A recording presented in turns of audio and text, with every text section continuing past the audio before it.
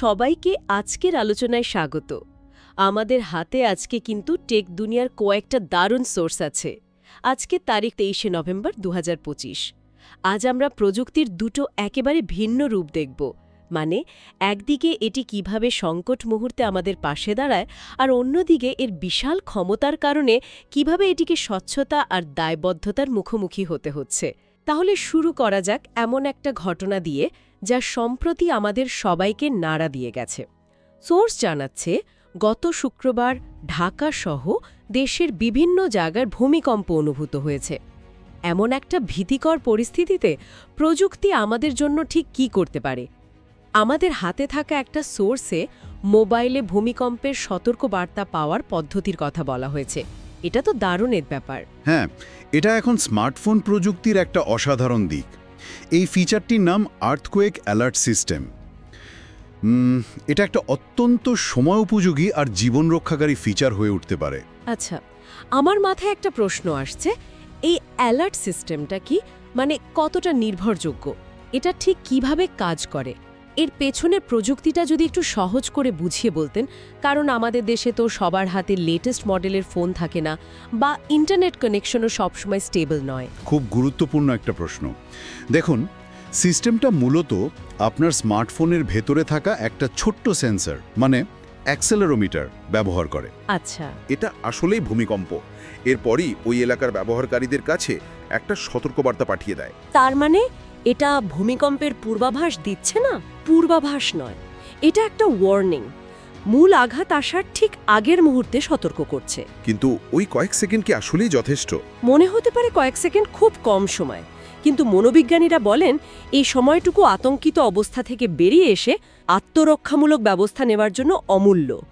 যেমন ধরুন, একটা খোলা জায়গায় সরে যাওয়া বা একটা শক্ত টেবিলের নিচে আশ্রয় নেওয়া। তবে আপনার প্রশ্নের দ্বিতীয় অংশে আসি, নির্ভরযোগ্যতা।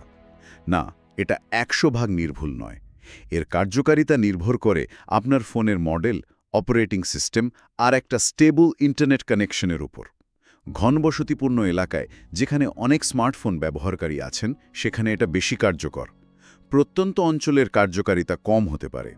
তাই এটাকে একটা অতিরিক্ত সুরক্ষা স্তর হিসেবে দেখা উচিত, একমাত্র ভরসা হিসাবে নয়। বিষয়টা পরিষ্কার হলো। তার মানে প্রযুক্তি আমাদের একটা সুযোগ তৈরি করে দিচ্ছে, কিন্তু চূড়ান্ত সুরক্ষা আমাদের নিজেদেরই নিশ্চিত করতে হবে। এই দুর্যোগের প্রেক্ষাপটে আরেকটা খবর বেশ চোখে পড়ার মতো। ভূমিকম্পের পরপরই বাংলালিংক তাদের গ্রাহকদের জন্য বিনামূল্যে কল করার সুবিধা চালু করে। যখন সারা দেশ কেঁপে ওঠে, তখন প্রিয়জনদের খবর নেওয়ার জন্য মানুষের যে আকুতি, সেই মুহূর্তে এই উদ্যোগ নিশ্চয়ই খুব কাজে দিয়েছে। অবশ্যই। দুর্যোগের সময় যোগাযোগ ব্যবস্থা সচল রাখা সবচেয়ে বড় চ্যালেঞ্জ। সাধারণত দুটো ঘটনা ঘটে। এক, নেটওয়ার্কের টাওয়ার বা অবকাঠামোর ক্ষতি হতে পারে। দুই, নেটওয়ার্কের ওপর প্রচণ্ড চাপ তৈরি হয়, কারণ সবাই একসাথে কল করতে শুরু করে। এই পরিস্থিতিতে একটা টেলিকম কোম্পানির ফ্রি কলিং সুবিধা দেওয়াটা, এর দুটো দিক আছে। একদিক থেকে যেমন জনসেবামূলক, তেমনি এর একটা গভীর ব্যবসায়িক দিকও রয়েছে। এটাকে বলা হয় কর্পোরেট সোশ্যাল রেসপন্সিবিলিটি বা সিএসআর। তার মানে এটা শুধু মানুষের পাশে দাঁড়ানো নয়, এর মধ্যে একটা কৌশলও কাজ করছে। ব্যবহারকারীরা মনে রাখবে যে বিপদের দিনে কোন কোম্পানি তাদের কথা ভেবেছে। এটা কি এক ধরনের ইমোশনাল ব্র্যান্ডিং, তাই না? একদম তাই, এবং এতে আপত্তির কিছু নেই। তবে এখানে একটা সূক্ষ্ম কিন্তু গুরুত্বপূর্ণ বিষয় আছে। ফ্রি কলিংয়ের ঘোষণা অনেক সময় নেটওয়ার্কের উপর চাপ আরও বাড়িয়ে দেয়। তাই এর কার্যকারিতা নির্ভর করে তাদের নেটওয়ার্ক ম্যানেজমেন্ট কতটা শক্তিশালী সেটার উপর। তবে মূল বার্তাটা হলো, দুর্যোগের মুহূর্তে প্রযুক্তি কোম্পানিগুলো এখন আমাদের সামাজিক কাঠামোর একটা অবিচ্ছেদ্য অংশ হয়ে উঠছে। খুব ইন্টারেস্টিং পর্যবেক্ষণ। একদিকে স্মার্টফোনের মতো ব্যক্তিগত প্রযুক্তি আমাদের সুরক্ষা দিচ্ছে, অন্যদিকে বাংলালিংকের মতো কর্পোরেট প্রযুক্তি আমাদের কানেক্টেড রাখছে। দুটোই দুর্যোগ ব্যবস্থাপনার খুব গুরুত্বপূর্ণ অংশ। কিন্তু প্রযুক্তির এই বিশাল ক্ষমতার সাথে যে বিশাল দায়বদ্ধতাও আসে, তার ছবিটা আমরা দেখতে পাই আমাদের পরের সোর্সে। আপনি ঠিক জায়গায় ধরেছেন। প্রযুক্তির শক্তি যখন ইতিবাচকভাবে ব্যবহৃত হয়, তখন তা অসাধারণ। কিন্তু যখন এর অপব্যবহার বা দায়িত্বজ্ঞানহীনতার প্রশ্ন ওঠে, তখন নিয়ন্ত্রক সংস্থাগুলো হস্তক্ষেপ করে। আর সেই হস্তক্ষেপের একটা বিশাল উদাহরণ আমাদের হাতে থাকা খবরটা।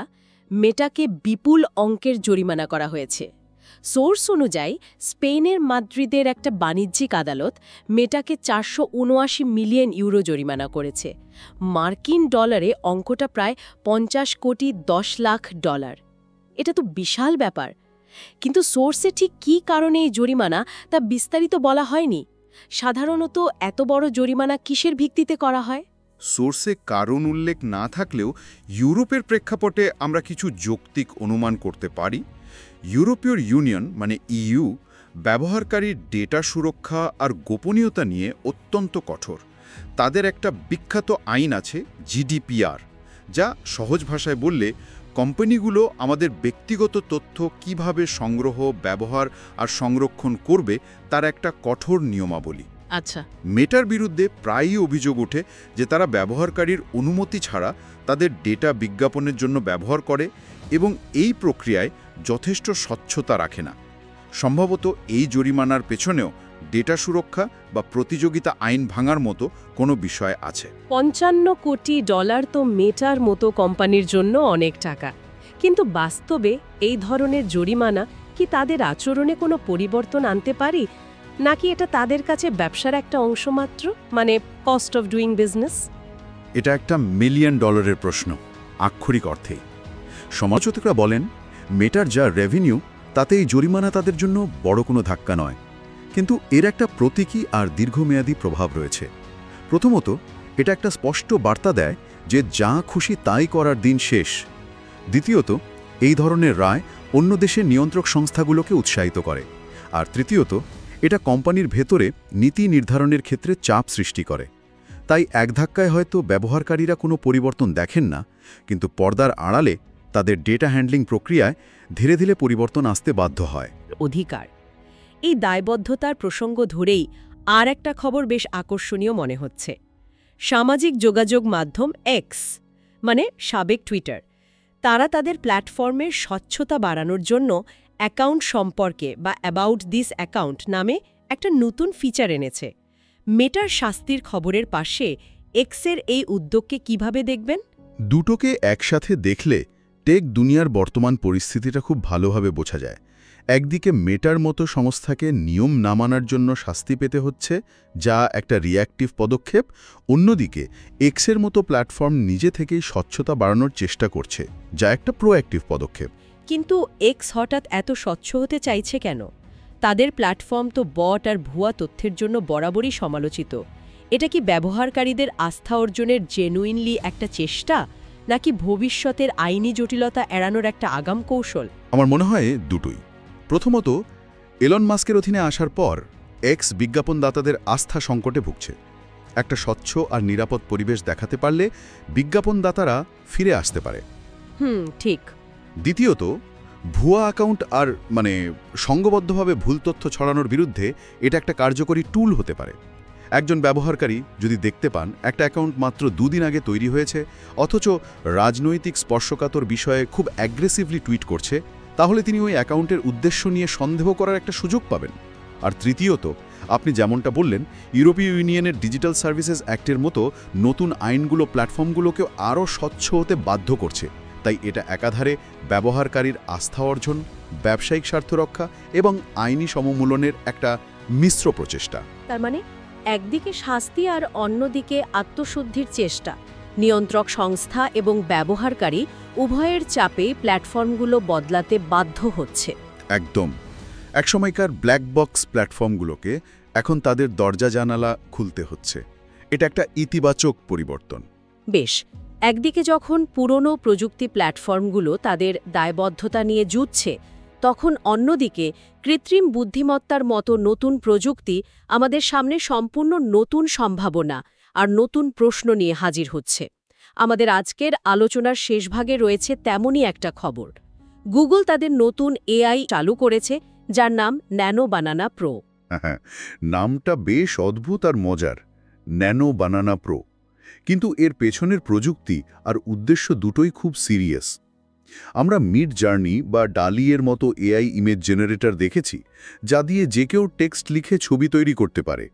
গুগলের এই নতুন সংস্করণটি সেই ধারাকেই আরও এক ধাপ এগিয়ে নিয়ে যাচ্ছে। সোর্সে একটা বিষয়ে বিশেষভাবে উল্লেখ করা হয়েছে। এটি পেশাজীবী এবং সৃজনশীল ব্যক্তিদের জন্য তৈরি। সাধারণ ব্যবহারকারীর জন্য মজার টুল থেকে পেশাজীবীদের জন্য এই পরিবর্তনটা আমার কাছে খুব গুরুত্বপূর্ণ মনে হচ্ছে। এর মানে কি? আপনি একেবারে মূল পয়েন্টটা ধরেছেন। এখানেই আসল পরিবর্তনটা ঘটছে। প্রথম প্রজন্মের এআই ইমেজ জেনারেটরগুলো ছিল মূলত পরীক্ষামূলক আর বিনোদনের জন্য, কিন্তু ন্যানো বানানা প্রো নামটি এবং এর টার্গেট অডিয়েন্স ইঙ্গিত দিচ্ছে যে এআই এখন আর শুধু খেলনা নয়। ভাবুন, একজন আর্কিটেক্ট তার ক্লায়েন্টকে তাৎক্ষণিকভাবে একটা বিল্ডিংয়ের একাধিক ডিজাইনের বাস্তবসম্মত ছবি দেখাতে পারছেন। বাহ! একজন গ্রাফিক ডিজাইনার বা ইলাস্ট্রেটরের মনে হতেই পারে এই কো-পাইলট কি একসময় মূল পাইলটের কাজটাই কেড়ে নেবে? তাদের চাকরির ভবিষ্যৎ কি? এই বিতর্কটি এখন প্রযুক্তি আর সৃজনশীল জগতের সবচেয়ে বড় আলোচনার বিষয়। উত্তরটা সম্ভবত হ্যাঁ এবং না এর মাঝামাঝি। হ্যাঁ, কিছু রুটিন কাজ যেমন স্টক ইমেজ তৈরি করা বা সাধারণ লোগো ডিজাইন করা, সেগুলো হয়তো অটোমেটেড হয়ে যাবে। কিন্তু এর ফলে পেশাদারদের ভূমিকাও বদলে যাবে। এখন তাদের দক্ষতা হবে আইডিয়া তৈরি করা, সঠিক নির্দেশনা বা প্রম্পট লেখা এবং এআই এর তৈরি করা আউটপুটকে নিখুঁত করে তোলা। আচ্ছা, অর্থাৎ টেকনিক্যাল দক্ষতা থেকে স্ট্র্যাটেজিক আর সৃজনশীল নির্দেশনার দিকে তাদের মনোযোগ সরাতে হবে। সৃজনশীলতার সংজ্ঞাটাই বদলে যাচ্ছে। কিন্তু এখানে একটা নৈতিক প্রশ্নও তো চলে আসে, তাই না? এই এআই মডেলগুলো যে লক্ষ লক্ষ ছবি দেখে আঁকতে শিখছে, সেই ছবিগুলো তো কোনো না কোনো শিল্পীর তৈরি। তাদের কাজ ব্যবহার করে গুগল বা অন্য কোম্পানিগুলো ব্যবসা করছে, অথচ মূল শিল্পীরা কি এর কোনো স্বীকৃতি বা সম্মানই পাচ্ছেন? এটা নিয়ে সোর্সে কিছু বলা আছে কি? সোর্সে বিস্তারিত না থাকলেও এটি এখন এআই জগতের সবচেয়ে বড় আইনি এবং নৈতিক চ্যালেঞ্জ। সারা বিশ্বে শিল্পীরা কপিরাইট লঙ্ঘনের মামলা করছেন। তাদের যুক্তি হল, তাদের অনুমতি ছাড়া তাদের স্টাইল অনুকরণ করে এআই নতুন ছবি তৈরি করছে, যা তাদের মেধাসত্ত্বের লঙ্ঘন। অন্যদিকে প্রযুক্তি কোম্পানিগুলোর যুক্তি হল, এআই ঠিক মানুষের মতোই অন্যদের কাজ থেকে অনুপ্রাণিত হয়, হুবহু নকল করে না। এই বিতর্কের সমাধান এখনও হয়নি এবং আগামী কয়েক বছর ধরে এটি প্রযুক্তি আইন এবং সৃজনশীলতার ভবিষ্যৎ নির্ধারণ করে দেবে। ন্যানো ব্যানানা প্রোয়ের মতো টুলের আগমন এই বিতর্ককে আরও তীব্র করে তুলবে। তাহলে আজকের আলোচনা থেকে আমরা প্রযুক্তির একটা সম্পূর্ণ চিত্র পেলাম। একদিকে ভূমিকম্পের সতর্ক বার্তার মতো জীবন রক্ষাকারী উদ্ভাবন, অন্যদিকে মেটার বিশাল জরিমানা, যা ক্ষমতার অপব্যবহারের পরিণাম মনে করিয়ে দেয়। আবার এক্সের মতো প্ল্যাটফর্মের স্বচ্ছ হওয়ার চেষ্টা, আর সব শেষে গুগলের ন্যানো বানানা প্রোয়ের মতো এআই টুল, যা সৃজনশীলতার জগতে বিপ্লব আর বিতর্ক দুটোই নিয়ে আসছে। ঠিক তাই। এই খণ্ডচিত্রগুলো একসঙ্গে দেখলে একটা বড় প্রশ্ন তৈরি হয়। প্রযুক্তি একদিকে আমাদের জীবনকে সুরক্ষিত, সহজ আর আরও সৃজনশীল করছে, অন্যদিকে এর শক্তি, স্বচ্ছতা এবং নৈতিকতা নিয়ে আমরা প্রতিনিয়ত নতুন নতুন প্রশ্নের মুখোমুখি হচ্ছি। শ্রোতাদের জন্য আমার শেষের ভাবনার বিষয় হবে, এই প্রযুক্তিগত অগ্রগতির সাথে তাল মিলিয়ে চলার জন্য সমাজ এবং ব্যক্তি হিসাবে আমাদের দায়িত্ব কী?